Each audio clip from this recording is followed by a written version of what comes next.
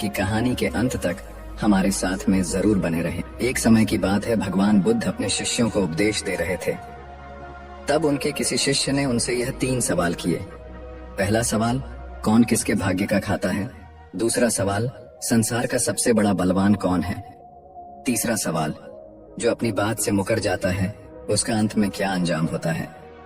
तब गौतम बुद्ध कहते हैं, तुम्हारे यह तीनों ही प्रश्न बहुत ही महत्वपूर्ण हैं, क्योंकि इन तीनों प्रश्नों के उत्तर हर मनुष्य को जानना जरूरी होता है। इसलिए मैं तुमको एक कहानी सुनाता हूँ। उस कहानी में तुमको तुम्हारे इन तीनों प्रश्नों के जवाब मिल जाएंगे। कृपया तुम इस कहानी को ध्यान लगाकर सुनना। एक जंगल में एक विशाल बरगद का पेड़ था। उस पेड़ पर एक बाज पक्षी रहता था। उस बरगद से थोड़ी ही दूर पर एक बिल था। उस बिल में एक सर्प रहता था। फिर एक दिन जैसे ही सर्प बिल से बाहर निकलने लगा तो उस सर्प को वह बाज पक्षी देख रहा था। जब सर्प बिल से बाहर निकलने लगा तो उसी समय बाज सर्प पर झपटा, परंतु सर्प अपने बिल से अधिक बाहर नहीं निकला था, इसलिए वह वापस बिल में चला गया। फिर थोड़ी देर बाद सर्प ने अपना मुंह बिल से बाहर निकाला और देखने लगा कि बाज पक्षी यहीं पर है या कहीं पर चला गया। फिर वह बाज पक्षी दोबारा उस सर्प पर झपटा, परंतु वह फिर से वापस अपने बिल के अंदर छुप गया। जैसे ही सर्प अपने बिल से बाहर निकलने का प्रयास करता तो बाज उस पर हमला करता और उसे उठाकर ले जाने की कोशिश करता। बाज मन में सोच रहा था कि जब भी तू बाहर निकलेगा तो मैं तुझे अपना भोजन बना लूंगा, और सर्प उस बाज के डर से बिल में छुपा रहता है। जब सर्प को उस बिल में रहते हुए काफी समय हो जाता है तो सर्प मन में विचार करने लगता है कि यदि राजा विक्रम कहीं से आ जाए तो वह दूसरों के कष्टों का हरण करते हैं, और राजा विक्रम ही ऐसे हैं जो मुझे इस बात से बचा सकते हैं। राजा विक्रम को याद करता हुआ सर्प उस बिल में छुपा रहता है, और जो भी उस मार्ग से निकल कर जाता तो उससे सर्प कहता कि भाई, कोई मेरी बात राजा विक्रम तक पहुंचा दो, या मुझे राजा विक्रम से मिला दो तो मैं उसका जीवन भर एहसानमंद रहूंगा। फिर एक दिन राजा विक्रम, जो दूसरों के दुखों को दूर करते थे, वह जंगल में जा रहे थे और उसी मार्ग से निकल कर जा रहे थे। तभी सर्प को पता चला कि रास्ते से कोई जा रहा है, तो वह सर्प बिल के अंदर से ही कहने लगा, भाई, कोई मुझे राजा विक्रम से मिला दो तो मैं उसका जीवन भर एहसानमंद रहूंगा। यह बात जब राजा विक्रम ने सुनी तो राजा विक्रम कहने लगे, क्यों भाई, आपको राजा विक्रम से क्या काम है? तब सर्प कहने लगा, देखो भाई, राजा विक्रम दूसरों के दुखों का हरण करते हैं और मैं बहुत दिनों से इसी बिल में पड़ा हुआ हूँ। मैं बहुत दुखी हूँ। जब मैं इस बिल से बाहर निकलता हूँ तो इस वृक्ष पर एक बाज पक्षी का निवास है, और वह बाज मुझ पर उसी समय हमला करता है।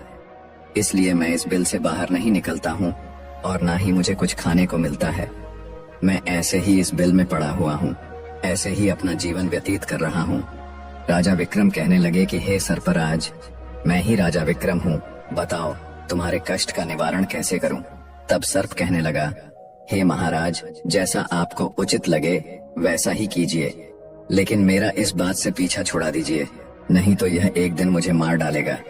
तब राजा विक्रम कहने लगे, हे सर्पराज, तुम कहो तो मैं तुम्हें इस वन से कहीं दूर छोड़ दूं। सर्प कहने लगा, महाराज, जब आप मुझे दूर छोड़ने जाओगे तो यह बाज हमें देख लेगा और यह वहीं पर जाकर फिर से बैठ जाएगा और मौका मिलते ही यह मुझे मार डालेगा। हे राजन, आप मुझे कुछ समय के लिए आपके अंदर में बिठा लीजिए। आप अपने पेट में बैठने के लिए मुझे स्थान दे दीजिए।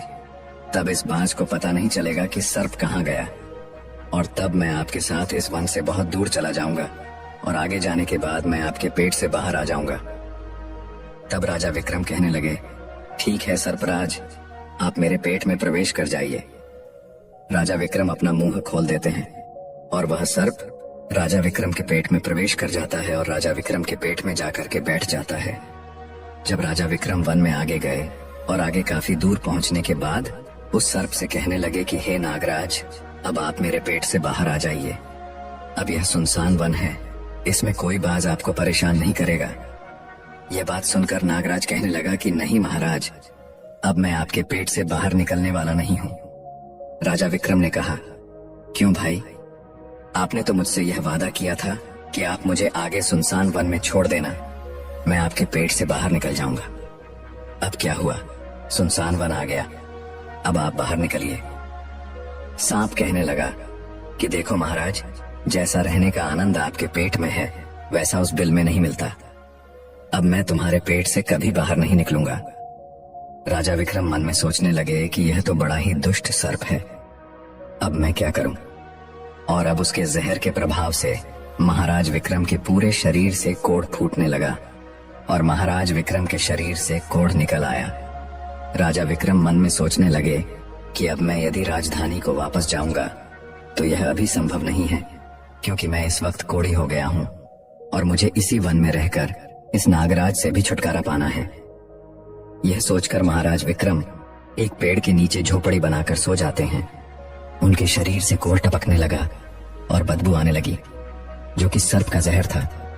सर्प कुंडली मारकर राजा विक्रम के पेट में बैठा हुआ था। राजा विक्रम उस वन में एक कोढ़ी की हालत में पड़े हुए थे। अब इधर उन्हीं के समय एक प्रसिद्ध जनपद था श्रावस्ती, और श्रावस्ती नगरी के महाराजा थे ताम्रध्वज। महाराज ताम्रध्वज की 3 पुत्रियां थीं और राजा ताम्रध्वज बड़ा अहंकारी और बड़ा ही अभिमानी राजा था। फिर एक दिन उसने अपनी तीनों बेटियों से पूछा कि बताओ बेटियों, तुम किसके भाग्य का खाती हो। फिर उनमें से 2 बेटियां तो राजा के डर से कहती हैं कि पिताजी, हम तो आपके भाग्य का ही खाते हैं। परंतु उनमें से राजा की एक चित्ररेखा नाम की बेटी थी। वह चित्ररेखा अपने पिता ताम्रध्वज से कहती है कि नहीं पिताजी, मैं किसी के भाग्य का नहीं खाती हूँ, मैं तो केवल अपने ही भाग्य का खाती हूँ। उस बेटी की बात सुनकर राजा को बहुत क्रोध आया। राजा ने उसी समय नाई और ब्राह्मण को बुलाया। राजा नाई और ब्राह्मण से कहने लगा कि मेरी इन दोनों बेटियों का रिश्ता तो आप किसी राजा के यहाँ करके आइए, और जो यह बड़ी वाली बेटी है इसका रिश्ता किसी कोढ़ी कलंकी या जिसके हाथ पैर ना हो उसके साथ करके आइए। फिर राजा का आदेश मिलते ही नाई और ब्राह्मण उन तीनों बहनों का रिश्ता करने के लिए चल देते हैं।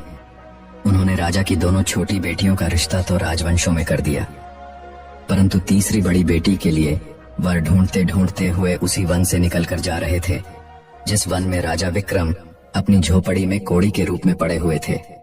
उनके शरीर से कोढ़ बह रहा था, तो राजा विक्रम को देखकर नाई और ब्राह्मण आपस में कहने लगे कि इससे अच्छा तो कोई व्यक्ति हमें नहीं मिलेगा, इसीलिए इसके साथ ही राजा की लड़की का संबंध करके चलते हैं। फिर राजा विक्रम के साथ नाई और ब्राह्मण ने राजा ताम्रध्वज की लड़की चित्ररेखा का विवाह तय कर दिया, और राजा ने भी बहुत जल्दी ही चित्ररेखा को उस वन में ले जाकर के वहीं उस कोढ़ी राजा विक्रम के साथ उसका विवाह संपन्न कर दिया। राजा विक्रम जैसे महापराक्रमी राजा समय की चपेट में आ गए और एक कोढ़ी का जीवन गुजर कर रहे थे। वह लड़की बड़ी ही पतिव्रता थी।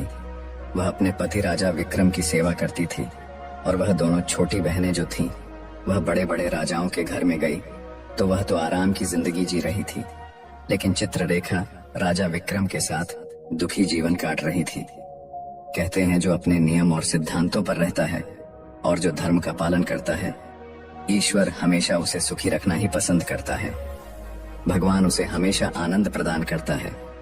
इसलिए उस झोपड़ी में रहते रहते चित्ररेखा को राजा विक्रम के साथ बहुत दिन बीत जाता है। उस झोपड़ी के पास एक पीपल का वृक्ष था और उस वृक्ष के नीचे एक दूसरे सर्प का बिल था। एक रात राजा विक्रम सो रहे थे और रात्रि का समय था, तो चित्ररेखा महाराज विक्रम की सेवा कर रही थी। उसी समय उस बिल से एक सर्प बाहर निकलता है, और बाहर निकलकर जो राजा विक्रम के पेट में सर्प था उस सर्प से कहने लगता है, अरे दुष्ट, अपने वचन से मुकर गया। तूने तो महाराज विक्रम से कहा था कि मैं दूर वन में जाकर तुम्हारे पेट से बाहर निकल जाऊंगा, और तू ऐसे परोपकारी राजा के पेट में जाकर के बैठ गया। तुम्हारे जहर के कारण राजा के पूरे शरीर से कोढ़ निकल आया। अरे तुझे शर्म नहीं आई कि तूने कितना गलत काम किया है। इतने समय में राजा विक्रम न जाने कितने ही जीवों का दुख दूर करते। वह सर्प आगे कहता है, यदि कोई सुन रहा हो तो मैं तेरे मरने का उपाय बताता हूँ। यदि कोई गंगा जल ला करके इस राजा को पिला दे तो तेरे उसी समय 100 टुकड़े हो जाएंगे और मल के रास्ते से बाहर निकल जाएगा। अब राजा के पेट के अंदर बैठा हुआ जो सर्प था वह दूसरे सर्प से कहने लगा कि तेरे जैसा भी मैंने कभी नहीं देखा। धन के खजाने पर कुंडली मारकर बैठा है। यदि यह धन मानव समुदाय के कल्याण के लिए लगाया जाता तो इससे न जाने कितने मानवों का भला होता। मैं भी तेरे मरने का उपाय बताता हूँ। यदि कोई सुन रहा हो तो कोई एक पीपा तेल गर्म करके तेरे बिल में डाल दे तो उसी समय तू नष्ट हो जाएगा, और इस बिल वाले स्थान की खुदाई करेगा तो यहाँ पर अपार धन संपत्ति निकलेगी। उस बात को चित्ररेखा बड़े ध्यान से सुन रही थी। चित्ररेखा के मन में विचार आया कि यह राजा विक्रम है और इनके पेट में एक सर्प बैठा हुआ है, इस कारण महाराज के शरीर से कोढ़ निकल रहा है। तो वह बेचारी चित्ररेखा एक ऋषि के आश्रम पर पहुंचती है और उन ऋषि से अनुरोध करती है कि महात्मा, मुझे एक गिलास गंगा जल की आवश्यकता है। ऋषि ने कहा, बेटी तुम कौन हो और गंगा जल का क्या करेगी? तो वह चित्ररेखा कहने लगी कि हे मुनिवर, मैं राजा ताम्रध्वज की बेटी चित्ररेखा हूँ और मेरे पति के लिए मुझे दवा के रूप में गंगा जल चाहिए। उस ऋषि ने उसे एक गिलास गंगा जल दे दिया। अब चित्ररेखा गंगा जल लेकर जल्दी ही महाराज विक्रम के पास पहुंच गई और पहुंचकर महाराज विक्रम से कहने लगी कि महाराज, यह दवाई है, आपके कोढ़ को सही करने के लिए आप इसे ग्रहण कीजिए। राजा विक्रम उस गंगा जल को पी गए और जैसे ही राजा विक्रम ने उस गंगा जल का पान किया तो उस सर्प के उसी समय 100 टुकड़े हो गए। जो सर्प पेट में था वह सर्प नष्ट हो गया। वह धीरे धीरे राजा के शरीर से मल के रास्ते से बाहर निकल आया। अब तो राजा का कोढ़ भी धीरे धीरे सही होने लगा और कुछ ही दिनों में राजा का कोढ़ बिल्कुल ठीक हो गया। राजा का पूरा उपचार हो गया। राजा पहले की तरह स्वस्थ हो गए। फिर एक दिन राजा विक्रम से चित्ररेखा कहने लगी, हे महाराज, मैं एक स्त्री हूँ, इसलिए शहर में नहीं जा सकती हूँ। आप शहर में जाइए और एक तेल का पीपा लेकर आ जाइए। राजा विक्रम कहने लगे कि चित्ररेखा, उस तेल का तुम क्या करोगी? चित्ररेखा ने कहा, महाराज, आप पहले तेल का पीपा लेकर आइए, फिर मैं आपको बताऊंगी। फिर चित्ररेखा की बात सुनकर राजा विक्रम बाजार में जाते हैं और वहां से एक तेल का पीपा लेकर आते हैं। फिर चित्ररेखा वहां आग जलाती है और उस आग पर उस तेल को गर्म करती है और गर्म करके उस सर्प के बिल में खाली कर देती है। जैसे ही उस बिल में वह गर्म तेल डाला गया तो सर्प की मृत्यु हो गई।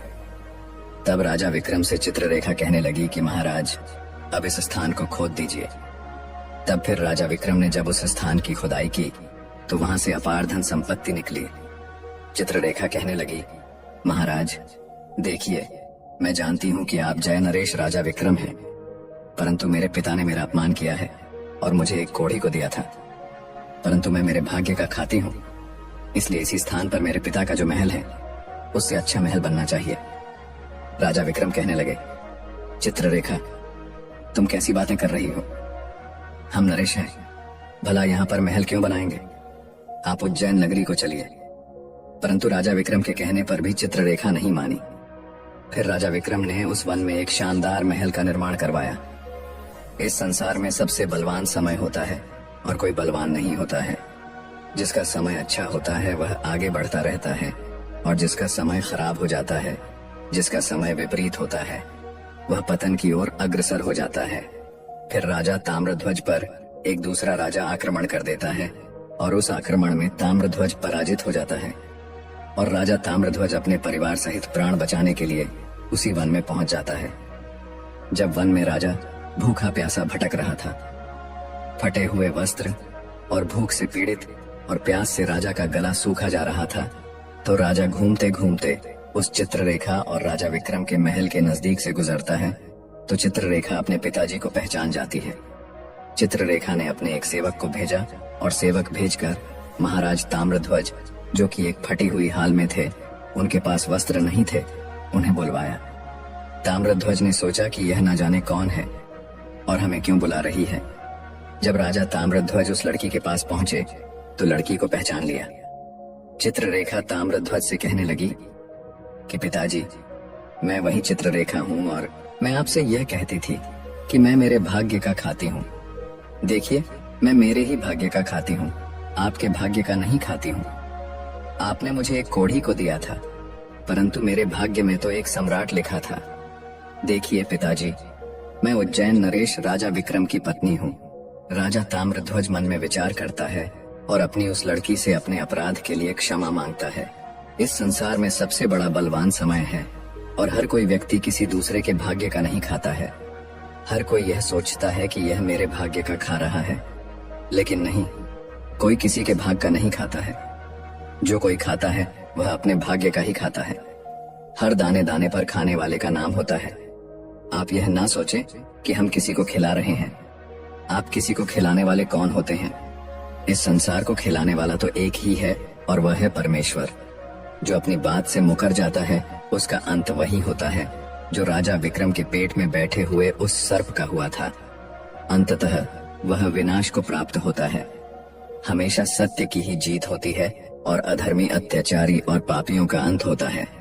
इस तरीके से राजा विक्रम और उसकी पत्नी चित्ररेखा ने राजा ताम्रध्वज का बड़ा स्वागत किया। वह राजा विक्रम महाराज ताम्रध्वज को अपने साथ उज्जैन ले आए और बाद में राजा विक्रम ने अपनी सेना राजा ताम्रध्वज के साथ भेजी और जिस राजा ने ताम्रध्वज को पराजित किया था उससे अपना राज्य वापस पा लिया। जिसकी किस्मत अच्छी होती है, जिसके कर्म अच्छे होते हैं, उसे ईश्वर कहीं न कहीं से देता है। हम और तुम तो अपने परिवार का पालन करने में भी हिचक जाते हैं, लेकिन इस संसार का पालन करने वाले को देखिए, वह